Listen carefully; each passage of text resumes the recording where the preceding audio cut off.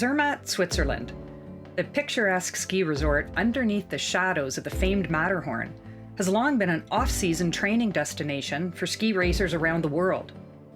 This summer, we had a chance to catch up with the Canadian Alpine Ski Team men's speed team as they prepare for the 2022 Winter Olympic season. We came to fight. We came to take what was meant to be ours. There's no place to hide. Skiing is a super simple sport. When you're young, you try to do all these things to improve, and you make it seem like it's so complicated, but it's super easy to think about getting to the front of your boot. And in turn, when you do that properly, all those little intricate things just happen naturally.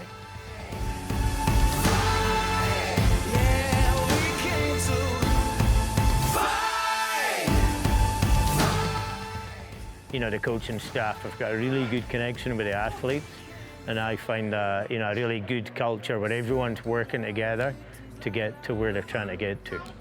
You feel I can smell your fate, I can tell. We're made to be more than just human. Born to defend, yeah, we're ain't to... Going into the Olympic year, I'd like to see those guys, as consistent top 30 finishers. And once we get to China, hopefully have an opportunity to shoot for some podiums.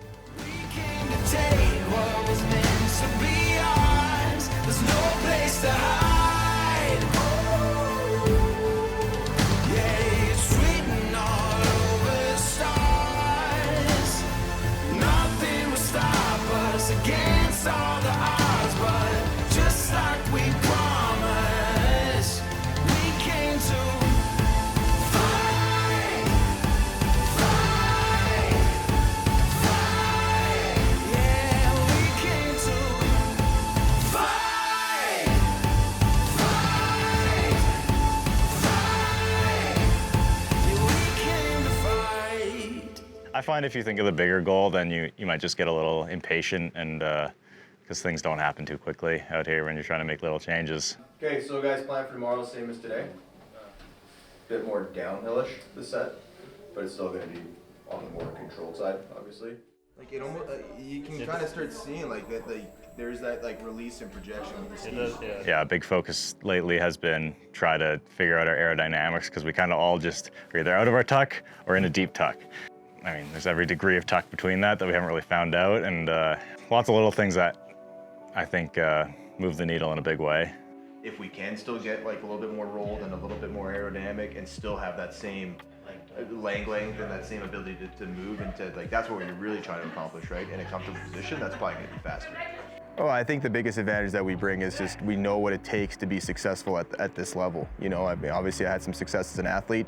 I'm still not that far removed from it, so I'm able to kind of bring that perspective of when I was racing and what that felt like to be an athlete. So we have a couple of things that are like output metrics. So an output metric is looking at jump height or peak power, and we're just trying to gauge. At the moment, we're using most of the counter movement jump to look at their fatigue over the last little while, and to sort of see as we've tested them over the course of the year while they've been in training, but now as they're entering into this sort of on snow block, we want to see how they respond to that training as well. Jump! It's not bad. Yeah, it's pretty good considering the skiing for sure. Jump!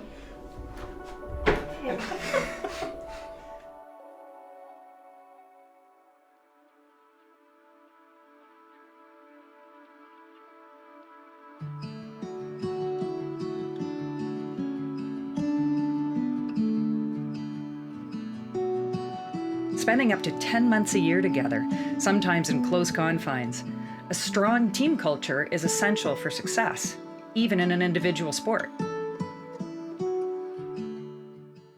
Yeah, I mean, last year was for sure pretty crazy, because we just had 3 months that we were just all together, and with COVID, you were not seeing anybody else. And so, yeah, it was a tester, but I mean, we never had any issues. And We all have very clear goals, and we understand how to push each other to get there. Being with these guys for so long, it's really easy to understand what each one of them needs. We know when we need to give each other space, and we do really feed off of each other. If someone is having a good day, usually it brings up the morale of the group, and not often we all have bad days.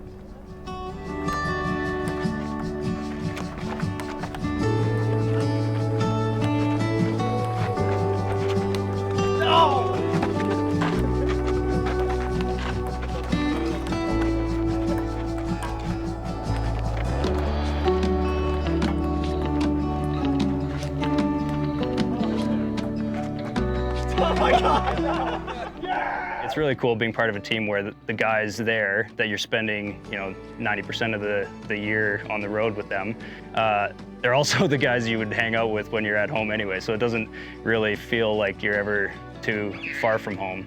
It makes it a little easier when you're a North American team especially, and you always got to be overseas and far from your family.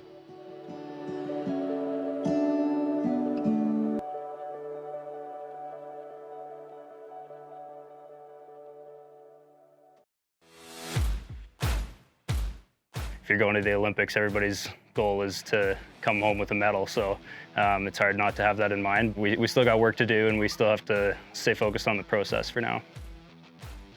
Yeah, I think these guys absolutely have the ability to podium in China. They showed what they're capable of in Cortina last year with 2 fourth-place finishes, and they're hungry and they want to go after it, and let's see what they can do.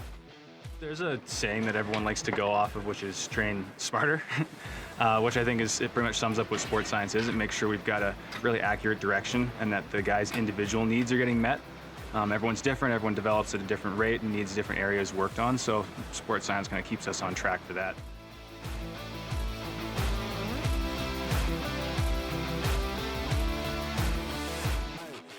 For some people in ski racing, the Olympics might not be the end-all be-all of their ski career. It's another huge event that means a lot, and winning it would be unbelievable. But if you go into it trying to do something different or something new, you're probably not going to have the same outcome as other races. You have to just try to come into it with the same plan.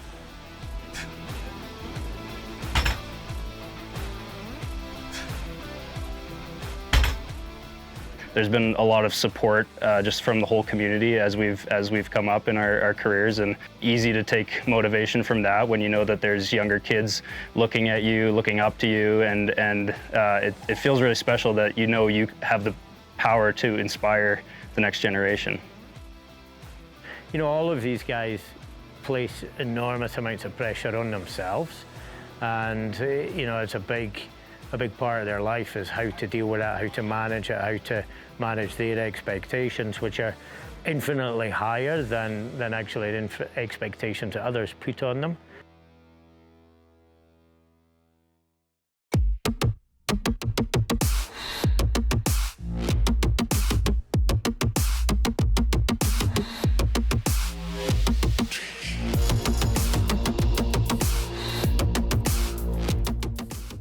Growing up, I've been competitive my whole life, and the motivation has always kind of been there day to day.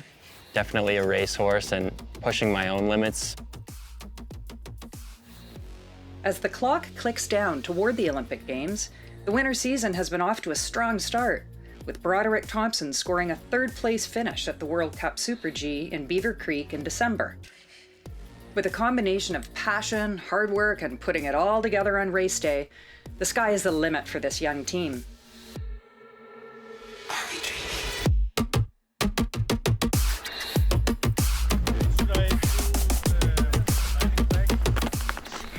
Finding a love for ski racing, it all started from loving the speed, and the adrenaline, and especially on some of the gnarlier courses when you get to the bottom and your heart's pumping like you've never felt before. I mean, that's kind of an addicting feeling.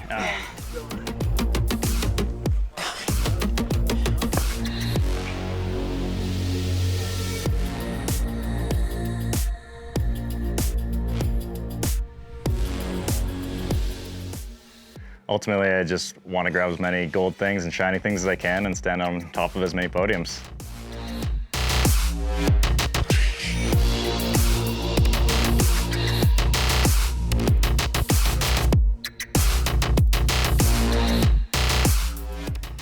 So for me, It's being able to ski courses that no one else gets to ski.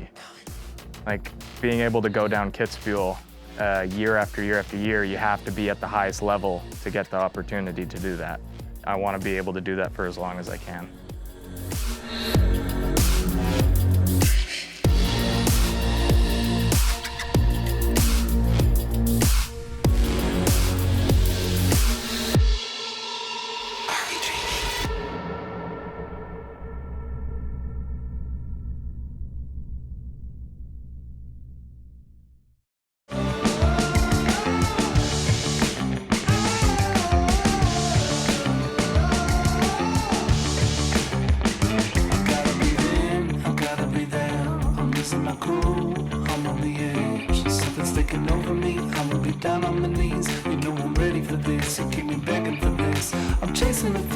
I know it too well, and I just can't resist. Yeah, I just can't resist. Do what I do, I ain't got nothing to prove. So baby, roll with this. Yeah, baby, roll with this. The Canadian Alpine Ski Team Tech Team are getting hot at the right time, just weeks away from the Olympics. Back racing in front of crowds this season, there's a sense of anticipation and excitement.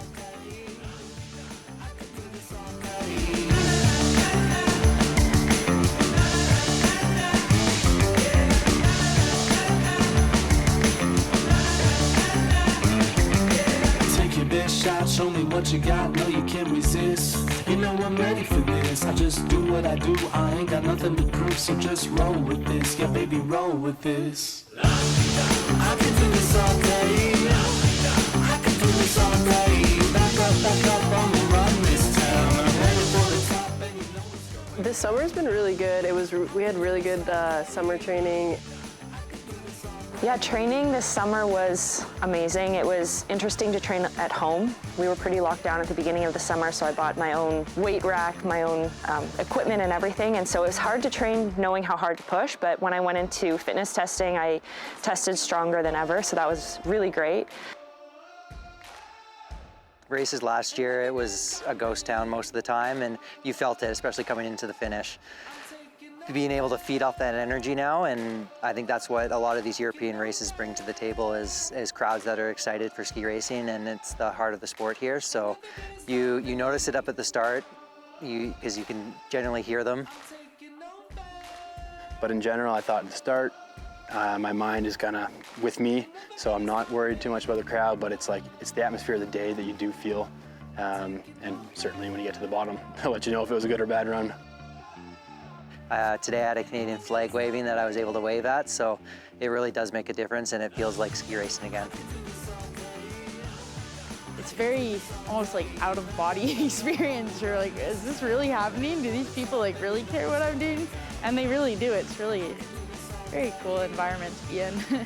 It's crazy how much I missed it. I don't think I realized like how that atmosphere just feels so good. Like you just feel amazing when you get to the bottom and you hear everyone cheering, just seeing the whole crowd. It's just such a good feeling. So I really missed that. So I was happy to have that.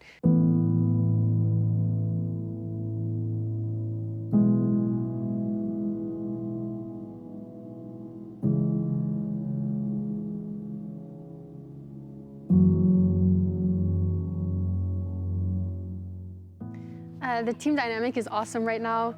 It's funny being like a veteran now because I feel like for so long I've been like the young one, just with Mitch and Aaron and MP and just all these girls that were basically older than me. I always felt like the young one that was just coming up, but now I really am like the veteran. The group that we have is so strong that provides a lot of confidence because it gives a good idea for what we're able to achieve in the races, and it's just about showing up on that day and really throwing down. Especially for me, being one of the younger-ish ones on the team. Knowing if I'm close to my teammates, like they're in the top 10, like they're in the top 15, so that's a really cool pace to see and to have with the team.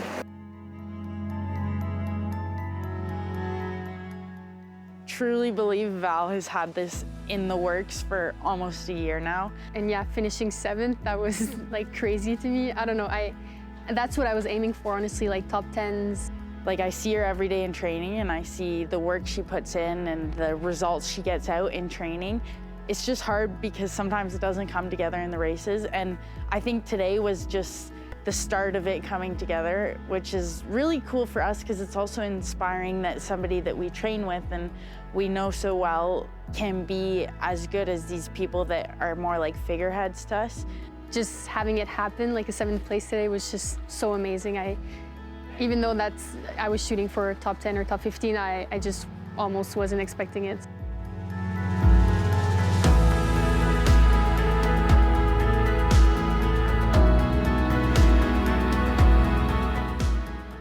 For now, we're focusing on the Olympics. For sure, it's helpful as you're doing your last run or pushing hard or you feel exhausted knowing that you're training for an Olympics. And for me, Olympics is so special to wear the maple leaf, to represent Canada. And for me, it's a huge honor to represent Canada. So I really hope I get another opportunity, and not just an opportunity to be there, but to be a contender. You don't want to think about qualifying. You don't want to think about what it means to first get to the, qualify, get to the games, and then what you have to do at the games. If I do what I think I can do, then I'll be at the Olympics, and yeah, that would be great. Yeah, we'll see like what results come, and as the Olympics come up, we'll probably be smarter with the amount of load we do, maybe take some more time off to go in fresh, which is different than a normal year. For me, I really try and take it one race at a time and one step at a time, but I think there's always kind of that overlying like pressure. You feel it. You feel the energy of the Olympic season, and it's kind of hard to avoid.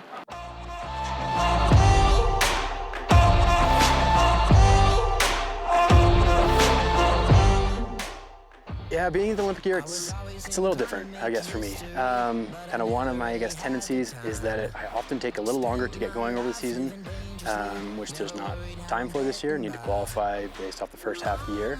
So that was in my mind going forward, that let's just try and shift up the season a little bit. I like to treat it like any other year still, because I made the mistake last year during the World Championships of putting too much emphasis on that one race, and came out pretty disappointed. So that's my mindset going through this year. Going to the Olympics, I'm definitely shooting for a medal. That's honestly the goal for the Olympics. You want an Olympic medal, so that's what I'm shooting for in GS. Just doing what I'm made for.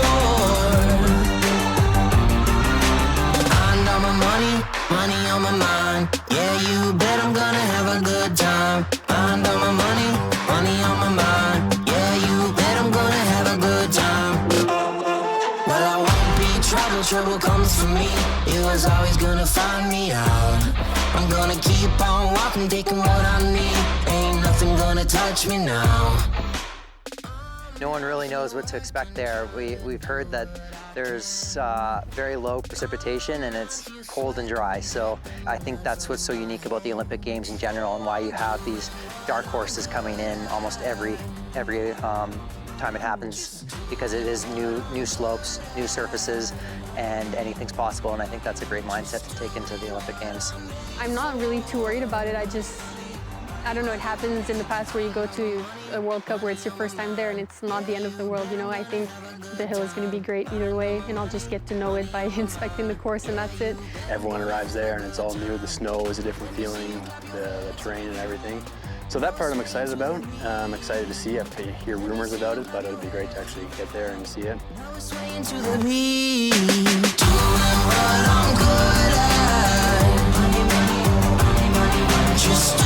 what I'm made for. Just doing what I'm good at. Just doing what I'm made for. Money, money, money, money, money.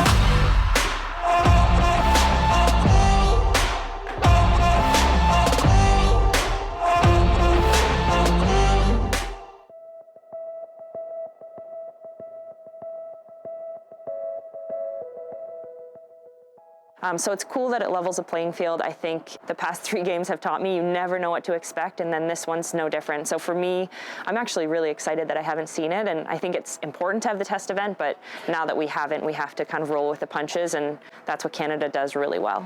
I think being in a completely new country, and it's going to be like a completely new experience for everyone, I think for us it does provide bit of an exciting opportunity. I think if we can really utilize it and build on it, I think we could use it to our advantage. Compared to the Europeans, I think it's going to be more a shock for them to not be used to the hill, and we've only heard rumors about the hill, which is a lot different compared to usually we know people have been there, they can see, we've seen pictures or video, but now I've seen nothing. I just heard it's cold and steep, so if it's cold, it's good for me because I'm from a cold place.